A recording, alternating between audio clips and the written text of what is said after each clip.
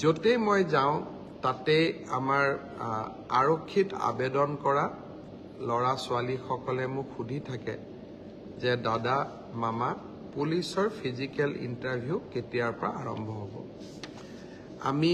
অসম পুলিচত 6,434টা পোষ্টৰ বাবে আবেদনৰ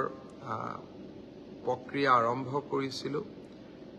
আৰু আজি আমি সিদ্ধান্ত ল'লো যে অহা 3 অক্টোবৰৰ পৰা পুলিচৰ ফিজিকেল টেষ্টসমূহ আৰম্ভ হ'ব। গতিকে মই সকলোকে অনুৰোধ কৰিম যে বানপানীৰ যেতিয়াই পানী শুকাব আমাৰ খেলপথাৰসমূহ মুকলি হ'ব, আমি দৌৰা প্ৰেক্টিছ আৰম্ভ কৰিব লাগে, কাৰণ 3 অক্টোবৰৰ পৰা অসম আৰক্ষীৰ ফিজিকেল টেষ্ট আৰম্ভ